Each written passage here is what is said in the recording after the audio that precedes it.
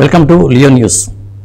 నేడున్న రాజకీయ పరిస్థితుల మీద ఆపోచన పట్టిన వ్యక్తిగా సీనియర్ జర్నలిస్ట్ సతీష్ బాబు గారు ఉన్నారు. ఈరోజు మన గెస్ట్ ఆయనే. జర్నలిస్ట్ డైరీ పేరుతో ఆయన చేసిన వీడియోలు మనం చాలా చూసే ఉంటారు. మరి ఈరోజు ఉన్న తెలంగాణలో కానీ లేదా ఏపీలో ఉన్న రాజకీయ పరిస్థితుల మీద కానీ వివరంగా ఆయన విశ్లేషణ చేస్తారు. ఆయనతో మాట్లాడి మనం ఈ విషయం తెలుసుకుందాం. సార్ నమస్తే అండి. మీ ఆర్టికల్స్ అవి ఈనాడు చూసేవాడిని రెగ్యులర్గా. నేను very nice to meet you. Me journalist dairy కూడా నేను ఎప్పటి నుంచి ఫాలో అయ్యేవాడిని జెమినీ టీవీలో. జనరల్గా ఏంటంటే నేను ఎవరైనా ఇంటర్వ్యూ నన్ను చేస్తే నేను other side of the table కాదు, మీలాగా ప్రశ్నించేవాడు తప్పించి జవాబు చెప్పేవాడు కాదు. విశ్లేషణ నాకంటే రాయడం వరకు ఏదో చేయగలను కానీ బట్ కెమెరా ముందు అలవాట్లేదు నాకు బాగా. ఎందుకంటే 40 years తెలుగుదేశం పార్టీ అంటే దాదాపు మీకు కూడా 40 years జర్నలిజంలో మీకు ఎక్స్పీరియన్స్ ఉంది. ఎస్, 42nd year అండి. అదే టీడీపీ కూడా 82లో పుట్టింది. 83 నుంచి ఎన్టీ రామారావు గారు ముఖ్యమంత్రి అయ్యారు. దాదాపు ఈ టీడీపీ 40 ఏళ్ల చరిత్ర టీడీపీని చూస్తే మీకు ఏమనిపిస్తూ ఉంటుందండి? ఇట్స్ లాంగ్ జర్నీ అండి, చాలా పెద్ద ప్రయాణం ఇది. అంటే చంద్రబాబు నాయుడు గారి రాజకీయ జీవితం వీరికంటే కొంచెం పెద్దదైనప్పటికీ కూడా పార్టీ కంటే కొన్ని ఎన్టీ రామారావు గారు ఆయన వెన్నెముక ఇవన్నీ దాని గురించి వేరే రెండో ప్రశ్న లేదు. కాకపోతే చంద్రబాబు నాయుడు గారు మొదటి నుంచి నాకు తెలిసి పార్టీలో ఒక ప్రధానమైనటువంటి వ్యక్తిగా క్యాడర్ని డెవలప్ చేయడం, కంప్యూటరీకరించడం, ఇవన్నీ మేము చూస్తూ వచ్చినటువంటి వాళ్ళం. సరే, రాజకీయ పరంగా జర్నలిస్ట్గా నేను విభేదించాల్సినటువంటి సందర్భాలు వస్తాయి. విభేదించినటువంటి మాట కూడా నిజం. నేను ఆ విషయానికి వస్తే ఎవరికీ దగ్గర కాదు, న్యూట్రల్గా ఉంటాను నేను. అవును, మొదటి నుంచి మీరు న్యూట్రల్గానే ఉంటారు. ఏ పార్టీకి నేను అనుబంధం లేదు. చాలామంది అంటారు మా బ్యాక్గ్రౌండ్ చూసేది మీరు కమ్యూనిస్టులు కదా లేకపోతే ఇంకోటి. నాకు ఏ విధమైనటువంటి లేదు. నేను జవహర్లాల్ నెహ్రూ యూనివర్సిటీలో పొలిటికల్ సైన్స్ చేసినోడిని.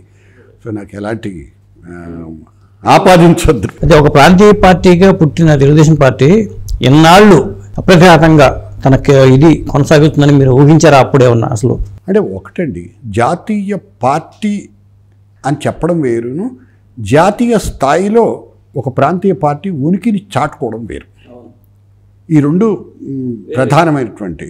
ఓకే, అంటే ప్రాంతీయ పార్టీల మనుగడ ఎంతకాలం ఉంటుంది అనుకున్నారండి? ఇప్పుడు చాలా వరకు చాలామంది ఏమంటున్నారంటే ఇప్పుడున్న రాజకీయ పరిస్థితుల్లో ప్రాంతీయ పార్టీల మనుగడ కష్టం. మీరు ఒక పొలిటికల్ సైన్స్ చదివిన వ్యక్తిగా చాలా చోట్ల ప్రాంతీయ పార్టీలకి కాలం చెల్లిందనే మాటలు కూడా వినిపిస్తూ ఉన్నాయి. భవిష్యత్తులో ఏమైనా అలాంటి ప్రమాదం ఏమైనా ఉందా? లేదండి, భవిష్యత్తే ప్రాంతీయ పార్టీలది. మీరు రాని చూస్తున్న కొద్దీ ప్రాంతీయ పార్టీల స్థాయి పెరుగుతుంది.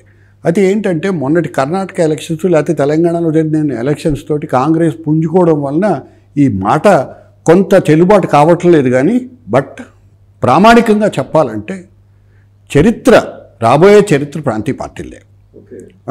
ఇప్పుడు ఏంటంటే జాతీయ స్థాయిలో రెండు పార్టీలు ప్రధానమైనటువంటి రాజకీయ భూమిక పోషిస్తున్నప్పటికీ కూడా ప్రాంతీయ పార్టీల బలంతోనే అవి పుంజుకెళ్తున్నాయి తప్పించి ఎక్కడ బీజేపీ కానీ ఇవి కానీ ఒక స్థాయి వరకు మాత్రమే పరిమితం. ఫర్ ఎగ్జాంపుల్ ఒరిస్సా చూసుకోండి, లేకపోతే ఇంకోటి చూసుకోండి, ఇవన్నీ కూడా మనకి ప్రాంతీయ పార్టీలే. ఆయన 20 ఏళ్ళుగా ముఖ్యమంత్రి ఆయనే కదా, నవీన్ పట్నాయక్ గారు. అవును, దాన్ని ఎలా అర్థం చేసుకుంటాం? అదే మమతా బెనర్జీ కాంగ్రెస్ నుంచి విడిపోయి చేశారు. అలాగే ఢిల్లీ, ఇవన్నీ కూడా మనం ఎందుకంటే ప్రాంతీయ స్థాయిలో ఉన్నటువంటి నాయకత్వాన్ని బలపరచడం అనేటువంటిది, లేకపోతే ఇదే మనకి మేలు చేకూరుతుంది అనేటువంటిది ప్రజల విశ్వాసం అండి. దీన్ని వమ్ము చేయడానికి కరెక్ట్ కూడా కాదు. ఇది నా అభిప్రాయం. అదే ఇప్పుడు ఏపీలో ఎన్నికలు రాబోతున్నాయి. తెలుగుదేశం పార్టీ ప్రభావం ఎలా ఉండొచ్చని మీరు అనుకుంటున్నారు? తెలుగుదేశం పార్టీకి ప్రభావం ఏముందండి, డెఫినెట్గా ఇట్స్ ఆన్ ఎడ్జ్. తప్పకుండా మంచి పరిస్థితిలో ఉందని చెప్పుకోక తప్పదు. అయితే దానికి కొన్ని కారణాలు ఉన్నాయి. ఇప్పుడు నేను కొన్ని పాయింట్స్ మామూలుగా జనరల్గా మనం అందరూ అనుకుంటున్నటువంటివి. యాంటీ ఇన్కంబెన్సీ, ప్రభుత్వ వ్యతిరేకత, జగన్మోహన్ రెడ్డి గారి పాలన గత 5 సంవత్సరాల నుంచి లేదా 4.5 సంవత్సరాల నుంచి what ever it may B, ఈ పాలన కరెక్ట్గా లేదు. రూల్ ఆఫ్ లా లేదు. దీనివలన రూల్ ఆఫ్ లా అనేటువంటిది లేదు, చట్టబద్ధమైనటువంటి పాలన లేదు అనేటువంటి. సో దీని వలన ఏర్పడినటువంటి వ్యతిరేకత, ప్రభుత్వ వ్యతిరేకతని మనం ప్రధానంగా పరిగణలోకి తీసుకోవాల్సి వస్తుంది. అండ్ రెండోది ఏంటంటే చంద్రబాబు నాయుడు గారు ఆయన ఆధ్వర్యంలో ఉన్నటువంటి తెలుగుదేశం పార్టీ యంత్రాంగం చాలా కష్టపడిందండి. ఎవరు ఒప్పుకున్నా ఒప్పుకోకపోయినా, నాలాంటి వాళ్ళు ఒప్పుకోకపోయినా కానీ, బట్ ఇది వాస్తవం. చాలా కష్టపడ్డారు వాళ్ళు. ఇప్పుడు కూడా కష్టపడుతున్నారు. అది రెండో కారణం, వాళ్ళకి మంచి ఎడ్జ్. ఎందుకంటే ప్రధానమైనటువంటి రాజకీయ పక్షం ఇదే కాబట్టి. కాంగ్రెస్ అవసాన దశలో ఉంది, అంపశయ్య మీద ఉంది. బట్ అల్టిమేట్గా చంద్రబాబు నాయుడు గారి Telugu Desam party what ever it may B got. తర్వాత చంద్రబాబు నాయుడు గారిని జైలుకి పంపించడం అనేటువంటిది రాజకీయ పరంగా, నేను టెక్నికల్గా లేకపోతే చట్టపరంగా వ్యవహారాలన్నీ కోర్టులో ఉన్నాయి కాబట్టి దాని గురించి నేను మాట్లాడటం కరెక్ట్ కాదు. బట్ చంద్రబాబు నాయుడు గారు జైలుకి వెళ్ళటం రాజకీయంగా ఆయనకి చాలా కలిసి వచ్చిందని నేను చెప్తాను. నేనే కాదు, జనరల్గా ఉన్నటువంటి అభిప్రాయం. తర్వాత జనసేనతో కలవడం, రాజకీయంగా అంటే కులాల వారీగా ఓట్లు కలుస్తాయి అనేటువంటి మాట చెప్తున్నారు. కానీ అది పక్కన పెడితే ఈ కాపు కులస్తులు అందరూ వెళ్ళిపోయి డైరెక్ట్గా వెళ్ళి జనసేనకి ఓట్లు వేస్తారు. లేకపోతే అదే కనుక జరుగుంటే కనుక ఆ రోజు చిరంజీవి గారి ప్రజారాజ్యం వేరేగా ఉండేది. అలా జరగలేదు, అలా జరగదు కూడా. కానీ పవన్ కళ్యాణ్ గారు కలిసి రావటం అనేటువంటిది, జనసేన కలిసి రావటం అనేటువంటిది డెఫినెట్గా ఒక ప్లస్ పాయింట్ అవుతుంది, ఎవరు కాదన్నా కూడా. అండ్ దెన్ దాని తర్వాత ఇప్పుడు బీజేపీ కూడా సుముఖంగా ఉంది కలవడానికి అనేటువంటి వార్తలు వినిపిస్తే చంద్రబాబు నాయుడు గారు వెళ్ళారు. తర్వాత దానికి వ్యతిరేకంగా మళ్ళీ ఆయన వాళ్ళు ఢిల్లీకి జగన్మోహన్ రెడ్డి గారిని కూడా పిలిపించడం, ఇదంతా కూడా కొంత డిఫరెంట్ అట్మాస్ఫియర్. 2-3 రోజుల్లో అది కూడా తేలిపోతుంది. అయితే బీజేపీకి స్థానికంగా పెద్ద బలం లేదు కాబట్టి, 100 కంటే తక్కువ ఓట్లు వచ్చినాయి కాబట్టి అది పరిగణలోకి తీసుకొని దానికంటే కూడా ఎక్కువ పరిస్థితులు గొప్పగా ఏమి ఉండవు బీజేపీ కలిసినప్పటికీ కూడా అనేటువంటి. అయితే ఏంటంటే ఆయన బీజేపీతో ఎందుకు గెలిచారు మీరు అనేటారు, దానికి చంద్రబాబు నాయుడు గారు చెప్పాల్సింది చెప్పారు, అది వేరే విషయం. తర్వాత కాంగ్రెస్ నాకు అనిపిస్తుంది ఏంటంటే కాంగ్రెస్ ఓట్లు చీల్చుకుంది. ఎందుకంటే షర్మిల గారు రావడంతో కొంత జనంలో ఒక ఉత్సాహం, షర్మిలకి ఓట్లు పడతాయా అనేది పడకపోయినప్పటికీ కూడా అండి, అల్పసంఖ్యాక వర్గాలకు సంబంధించినటువంటి వాళ్ళే కాకుండా జనరల్గా ఉన్నటువంటి వాతావరణంలో కొంత ఓట్లు చీల్చుకునేటువంటి అవకాశం ఉంది. ఏదైతే కాంగ్రెస్ ఓట్లు జగన్మోహన్ రెడ్డి గారికి లేకపోతే ఆయన పార్టీకి వెళ్ళినాయో, ఆ వైఎస్ఆర్సీపీకి వెళ్ళినటువంటి ఓట్లలో కొంత శాతం తిరిగి కాంగ్రెస్ దక్కించుకునేటువంటి అవకాశం ఉంది. కాబట్టి అది వైఎస్ఆర్సీపీకి దెబ్బ, కొద్దిగా డెఫినెట్గా వైఎస్ఆర్సీపీకి దెబ్బ కాదు, ఆ విధంగా ఆలోచించడం కంటే తెలుగుదేశానికి అడ్వాంటేజ్ అనేటువంటి అడ్వాంటేజ్, ఆ విధంగా చెప్తాను నేను. వైఎస్ఆర్సీపీకి డిసడ్వాంటేజ్ అనేటువంటిది ముందు నుంచి ఉంది, యాంటీ ఇన్కంబెన్సీ కాబట్టి ఓట్లు చీలేటువంటి అవకాశం ఉంది. కొంతమంది జనసేనకి కూడా ఓట్లు వేసి, అంతకుముందు లాస్ట్ 2019లో జనసేనకి 6% ఓట్లే వచ్చినాయి. అవును, ఇప్పుడు అది దాదాపు 10-12% వరకు వెళ్తుందనేటువంటి మాట గట్టిగా వినిపిస్తోంది. అది పక్కన పెడితే నెంబర్ ఆఫ్ సీట్స్ ఎన్ని గెలుస్తారనేటువంటి పక్కన పెడితే ఓట్ల శాతం మాత్రం డెఫినెట్గా జనసేనకి పెరుగుతుంది. యాంటీ ఇన్కంబెన్సీ ఎందుకు వచ్చింది అనుకుంటున్నారు మీరు? డెఫినెట్గా అండి, అది అందరూ చెప్తున్నటువంటి మాటే. ఫస్ట్ ఆఫ్ ఆల్ చట్టబద్ధమైనటువంటి పాలన లేదండి అక్కడ, శాంతి భద్రతలు పూర్తిగా కరువు అయిపోయినాయి. సో ఒక కక్ష సాధింపు ధోరణిలో వెళ్తున్నారు. ఇది ఒక సైడ్ అయితే, రెండోది డెవలప్మెంట్ సైడ్ ఏమీ లేదండి. రోడ్లు లేవు, సరే ప్రధానమైనటువంటి పోలవరమును తర్వాత రైల్వే జోను ఇవన్నీ కూడా అది ఒక ప్రధానమైనటువంటి కారణం. ఈ పరిస్థితుల్లో అంటే వాళ్ళు ఏమనేదంటే సంక్షేమానికి మేము పెద్దపీట వేశాం కదా, ఆ ఓట్ బ్యాంక్ అంతా మాదే కదా. సంక్షేమం అభివృద్ధి నాకు 2 కళ్ళు అనేటువంటిది గతంలో చంద్రబాబు నాయుడు గారు ఎక్కువ మాట్లాడేవారు. అది పక్కన పెడితే ఈయనకు వచ్చిన తర్వాత కేవలం సంక్షేమం మాత్రమే, సంక్షేమ పథకాల మీద నవరత్నాలు ఇవన్నీ కూడా. But how far this is helpful అనేటువంటిది ఎప్పుడు పెద్ద ప్రశ్నే.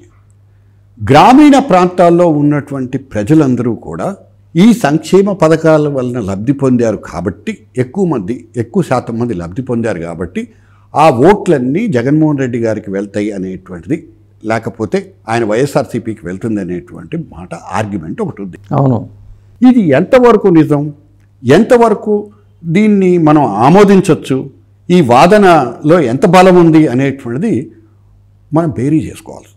ఎవరు చేశారు సర్వేలు? అవును, ఇవన్నీ కూడా సర్వేలు కూడా మీరు చూడండి, చాలా వరకు ఏంటంటే ఎగ్జిట్ పోల్స్ చాలా వరకు చెప్తారు, కానీ ఎలక్షన్స్కి ముందు చేసేటువంటివన్నీ కూడా అది తెలుగుదేశానికి అనుకూలంగా ఉండనివ్వండి, లేకపోతే ఇంకో పార్టీకి అనుకూలంగా ఉండనివ్వండి. నా ఉద్దేశం ప్రకారం ఈ పోల్స్ని ఈ సర్వేల్ని నమ్మడం, శాంపుల్ సైజులు చాలా చాలా అంటే అర్బన్ ఓట్ బ్యాంకింగ్ రూరల్కి తేడా ఉంటుంది అన్నమాట. నిజం. అది అర్బన్ ఓట్లు, పట్టణ ప్రాంతంలో ఉన్నటువంటి ఓటర్లు వైఎస్ఆర్సీపీకి వ్యతిరేకంగా ఉన్నారు. ఓకే. ఇక్కడ ఫర్ ఎగ్జాంపుల్ తెలంగాణలో ఏం పరిస్థితి, కేసీఆర్కి ఆల్టర్నేటివ్ లేదనుకున్నంత కాలం ఆయన నడిచిన 2 టర్మ్స్ ఆయన చేశారు. కానీ 3వ టర్మ్కి వచ్చేటప్పటికి కేసీఆర్కి ఆల్టర్నేటివ్గా ప్రతిపక్షం నిలబడగలిగింది, కాంగ్రెస్ నిలబడగలిగింది. అవును, అది డెఫినెట్గా నిలబడగలగడం అనేటువంటిది ఒక ఎత్తు అయితే, యాంటీ ఇన్కంబెన్సీ అంటే చంద్రశేఖరరావు గారికి వ్యతిరేకంగా ఉన్నటువంటి ఓటు ఆల్టర్నేటివ్ లేక, గత్యంతరం లేక కాంగ్రెస్ వైపు వెళ్ళి అనేటువంటి, ఇక్కడ కూడా అదే జరుగుతుంది ఆంధ్రాలో అనేటువంటి. అదే హైదరాబాద్లో మరి అర్బన్ ఓటర్లు అనుకున్నప్పుడు హైదరాబాద్లో పోలింగ్ శాతం కూడా చాలా తక్కువ నమోదైంది. కొంత మన అర్బన్ ఓటర్లు నమ్ముకుంటే అది ఒక ఇబ్బంది. మంచి పాయింట్ చెప్పారు మీరు, మంచి పాయింట్. అది డెఫినెట్గా ఏంటంటే వీళ్ళు ఓటు వేయడానికి చూపించేటువంటి ఉత్సాహం చాలా తక్కువ. అదేదో ఒక పోలింగ్ రోజున ఒక సెలవు రోజుగా భావిస్తుంటారు. And this was example for even previous elections also.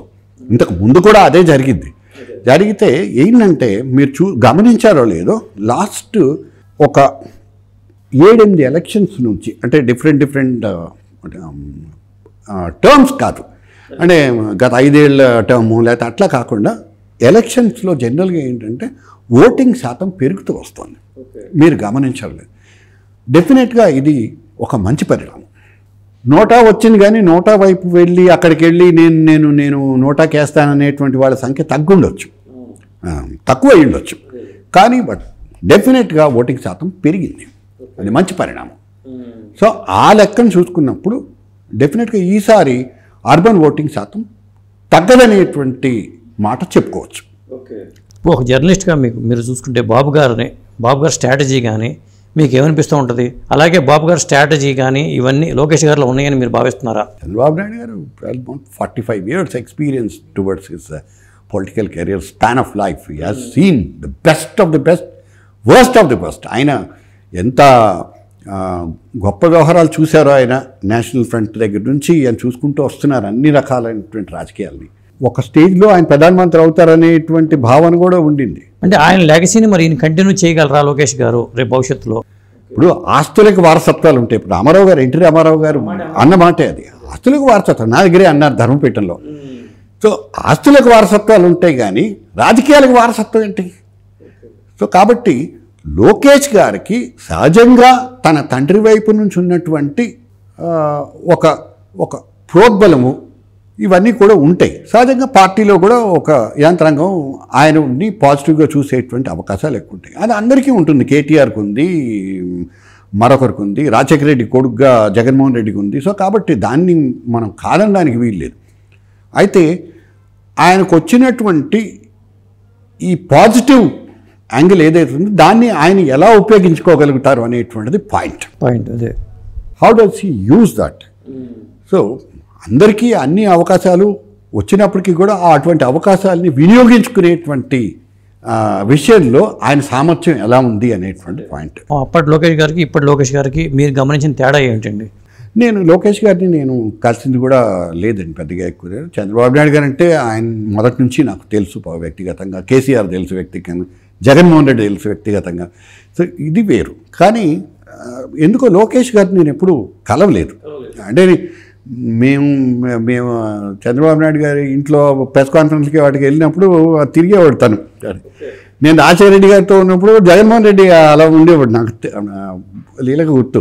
Okay, we don't consider them as part of it, but later on as డెఫినెట్గా ఫస్ట్లో లోకేష్ మాట్లాడిన రాజకీయంగా మనం జర్నలిస్ట్గా చూడాలి తప్పించి వ్యక్తిగతంగా ఆలోచించలేము, పరిగణలోకి తీసుకోలేము, బేరీజ్ వేసుకోవాలి. అది ఇప్పుడు ఆయన ప్రసంగాలు చూసినా డెఫినెట్గా ఈ 10 సంవత్సరాల్లో ఆయన మొదట్లో మాట్లాడినటువంటి మాటలు, తర్వాత తన హావభావ whatever it may be తప్పులు ఇవన్నీ కూడా చూసామండి, మనందరం చూసాం. కానీ ఇవాళ ఆయన మాట్లాడుతున్నటువంటి విధానం కానీ దాంట్లో ఉన్న మెచ్యూరిటీ కానీ చాలా పరిణితి బాగా కనపడుతుంది. డెఫినెట్లీ ఈ హాస్ గాట్. మీరు ఇక్కడదాకా ఎందుకు మనం సోనియా గాంధీని చూద్దామండి. ఆవిడ 7 ఏళ్ల పాటు రాజీవ్ గాంధీ పోయిన తర్వాత ఇంట్లోనే ఉన్నారు. ఆవిడ గడప దాటి వెళ్ళలేదు. ఒక స్టేజ్లో అయితే ఇటలీ వెళ్ళిపోదాం అనుకున్నారు పిల్లల్ని తీసుకొని. ఓకే. కానీ వీళ్ళందరూ బలవంతం చేసి మాకు మీరే కావాలని చెప్పి బలవంతం చేస్తే ఆవిడ వచ్చింది బయటికి. ఆవిడ హిందీ సరిగ్గా రాదు మాట్లాడటానికి. ఆవిడ వచ్చి పబ్లిక్ స్పీకర్గా మాట్లాడుతుంటే అందరూ నవ్వి ఇదేంటి మనకి ఈ పరిస్థితి వచ్చింది అని కాంగ్రెస్ వాళ్ళు బాధపడ్డటువంటి నేపథ్యాలు కూడా ఉన్నాయి. కానీ వాళ్ళు చాలా బాగా మాట్లాడగలరు. పబ్లిక్ అడ్రస్సింగ్ చాలా బాగుంటుంది. అలాగే ఇవాళ లోకేష్ని కూడా చూస్తున్నాం మనం. డెఫినెట్లీ లోకేష్ గారు ఎప్పటికైనా సీఎం అవ్వచ్చని మీరు భావిస్తున్నారా? ఎవరైనా అవ్వచ్చు. లోకేష్ గారు ఏముంది, ఎవరైనా కావచ్చు సీఎం. ఇప్పుడు అయితే ఏంటంటే తనకి నాకు తెలుసు I think is around 41-42 years. Chandrababu Naidu గారు మరి నేను ఆయన సీఎం అయినప్పుడు నేను దగ్గరే ఉన్నాను. ఫస్ట్ ఇంటర్వ్యూ నేనే చేశాను వైస్రాయ్లో. సీఎం రేపు అవ్వబోతారు అనుకోండి, నేనే చేశాను ఫస్ట్ ఇంటర్వ్యూ ఆయన్ని. అప్పుడు ఎంత ఆయన ఏజ్? ఆయన 45 ఇయర్స్లో సీఎం అయ్యారు నాకు తెలిసి.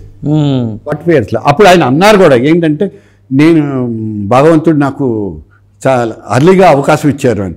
ఎందుకంటే ఆయన కాంగ్రెస్ నుంచి వచ్చినటువంటి వ్యక్తి, కాంగ్రెస్ బ్యాక్గ్రౌండ్ అంతకుముందు అందరికీ కాంగ్రెస్ ఆయనే కాదు జనరల్గా ఏంటంటే ముఖ్యమంత్రులుగా పనిచేసిన వాళ్ళందరూ కూడా +50 +60 ఉన్నటువంటి నేపథ్యాలు ఉన్నటువంటి వాళ్ళే. ఎప్పుడైనా కాసు బ్రహ్మానంద రెడ్డి గారి దగ్గర నుంచి సరే ఇప్పుడు మనం ఏజ్ గొడవలు పక్కన పెట్టి అవకాశం వస్తే అటువంటి పరిస్థితులు ఏర్పడితే డెఫినెట్గా లోకేష్ సీఎం అయ్యేటువంటి పరిస్థితులు రావచ్చు. దాన్ని ఖండించడానికి మనం ఎవరు? అదే ప్రజలు కావాలనుకున్నప్పుడు, పార్టీ కావాలనుకున్నప్పుడు డెఫినెట్గా అలా ఎన్ని లేదు. ఇప్పుడు అఖిలేష్ యాదవ్ ఉన్నాడు, ఆయన 38 ఇయర్స్కే సీఎం అయ్యాడు. మరి నువ్వు 42 నీకు ఉన్నాయి లోకేష్, నువ్వు 45 సంవత్సరాల వరకు ఆగు అంటే కరెక్ట్ కాకపోవచ్చు. ఇంకోటి అండి, జగన్మోహన్ రెడ్డి గారు ఎక్కడ ఫెయిల్ అయ్యారనుకుంటున్నారు? అవకాశం వచ్చింది, జనం అధికారాన్ని ఇచ్చారు, ఎక్కడ ఫెయిల్ అయ్యారనుకుంటున్నారు మీరు? జగన్మోహన్ రెడ్డి ఒకటండి, అనుభవం లేదు అనేటువంటి మాట తరచుగా వాడుతున్నారు. అనుభవం అవసరం లేదండి. ఇప్పుడు అనుభవం ఒకటి అవసరమే కావచ్చు, కానీ అనుభవం ఒక ప్రాతిపదిక ఏం కాదు. వచ్చారు ఆయన ఇప్పుడు పరిపాలన చేయటం మొదలుపెట్టింది ఇప్పుడే. అటువంటి పాలన ఏ విధమైనటువంటి ఇది పోతున్నప్పుడు జగన్మోహన్ రెడ్డి గారికి సంబంధించినంత వరకు ఆయన ఇది నేను చేశానని చెప్పుకోవడానికి డెవలప్మెంట్ అంటే ఫిజికల్గా ఏం కనిపించట్లేదు. ఇవాళ కూడా చూశాను, ఇసుకకి సంబంధించి నేషనల్ లెవెల్లో కోర్టులు చేసినటువంటి పరిస్థితి కూడా ఉంది. ఇవన్నిటి కూడా ఏంటంటే ప్రజలకు కనపడుతుంది. ఇదంతా కూడా అసంతృప్తిగా ఉన్నారు. ఓకే, కష్టంగా అనిపిస్తుంది జనాలకి. అదే సో ఇది ఎక్కడ ఫెయిల్ అయ్యారనేటువంటి ఓవరాల్గా అతని పరిపాలన మీద నెగిటివ్ మార్క్ పడుతుంది. రాజకీయంగా కూడా ఆయన తను కూర్చున్నటువంటి కొమ్మని తానే నరుక్కునేటువంటి పరిస్థితి. ఓకే, రాజకీయ తన పార్టీలో ఉన్నటువంటి వాళ్ళే బయటకు వెళ్ళిపోతున్నటువంటి పరిస్థితి. ఈ నేపథ్యాన్ని ఎట్లా అర్థం చేసుకుంటాం ఎవరైనా కానీ? అది కరెక్ట్ కాదు. అదే రాజశేఖర రెడ్డి గారి టైంలో వేరేగా ఉండేది పరిస్థితి. ఆయన he was sole and whole of the party. అలా తయారు ఎంత జాతీయ స్థాయిలో వాళ్ళ అధిష్టానం వ్యతిరేకంగా ఉన్నా అనుకూలంగా ఉన్నా ఏం చేసినా కానీ ఈయనకి డెఫినెట్గా ఈయన మాట చెల్లుబాటు అయ్యేది పార్టీలో, ఎంత వ్యతిరేకత ఉన్నప్పటికీ కూడా. ఇప్పుడు సిట్టింగ్ ఎమ్మెల్యే అంతమంది మారుస్తున్నారంటేనే అర్థమైపోతుంది అంతే పరిస్థితి. నా ఉద్దేశం ప్రకారం సిట్టింగులు మార్చడం ఒకటే కాదు, సిట్టింగులు చంద్రబాబు నాయుడు గారు కూడా మార్చిన నేపథ్యాలు ఉన్నాయి. అలకలు ఉంటాయండి, పార్టీ అన్న తర్వాత అలకలు ఉంటాయి. అది కొంచెం వైఎస్ఆర్సీపీలు ఎక్కువ స్థాయిలో ఎక్కువ మోతాదులో ఉండుండొచ్చు. కానీ ఆయన్ని నమ్ముకొని వెళ్ళినటువంటి వాళ్ళు, వాళ్ళకే టిక్కెట్లు లేవు. ఇప్పుడు తెలుగుదేశం వైపు నుంచి వెళ్ళినటువంటి వాళ్ళు ఉన్నారు. అదే అలాగే కాంగ్రెస్ నుంచి తెలుగుదేశంలోకి వచ్చినటువంటి వాళ్ళు ఉన్నారు, వైఎస్ఆర్సీపీ నుంచి తెలుగుదేశంలోకి ఆనాడు వచ్చినటువంటి వాళ్ళు కూడా ఉన్నారు. ఈ గోడ దూకుళ్ళకి ఏముంది, అది దాన్ని మనం ప్రాతిపదికగా తీసుకోలేం. కానీ ఎవరు అధికారం ఎటువైపు మొగ్గు చూపుతుంటే వాళ్ళు వెళ్ళేటువంటి పరిస్థితి.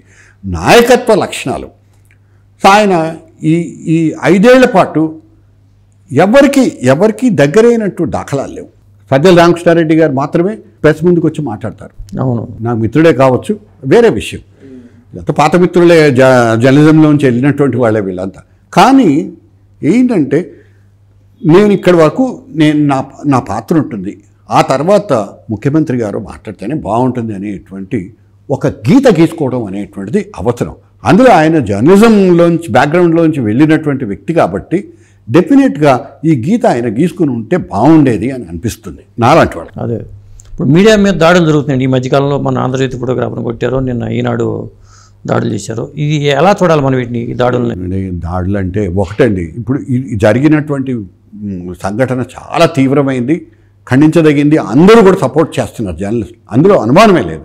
కానీ గతంలో కూడా ఇవి జరిగినాయి, దాడులు జరగటం. ఇప్పుడు యునైటెడ్ నేషన్స్ లెక్కల ప్రకారం ఏంటంటే అత్యంత ప్రమాదకరమైన వృత్తుల్లో జర్నలిజం కూడా ఒకటి అన్నట్టు. దాన్ని మనకి అన్వయించుకోవచ్చా, మన రాష్ట్రానికి, తెలుగు రాష్ట్రాలకు అన్వయించుకోవచ్చా లేదా అనేటువంటిది వేరే విషయం. బట్ దాడులు జరగటం అనేటువంటిది, ఇసుక మాఫియా ఉంది నార్త్ ఇండియాలో. ఇసుక మాఫియా మీకు వెళ్ళి జర్నలిస్టులు చాలామంది చనిపోయారు, పోలీసులు చనిపోయారు, జీపులు ఎక్కి తొక్కించినటువంటి సందర్భాలు ఉన్నాయి, జీపులు ఎక్కి లారీలు ఎక్కించి. ఇవన్నీ కూడా చాలా సందర్భాలు ఉన్నాయి, ఇవి మనం చూస్తున్నటువంటివి. డెఫినెట్గా ఖండించదగింది.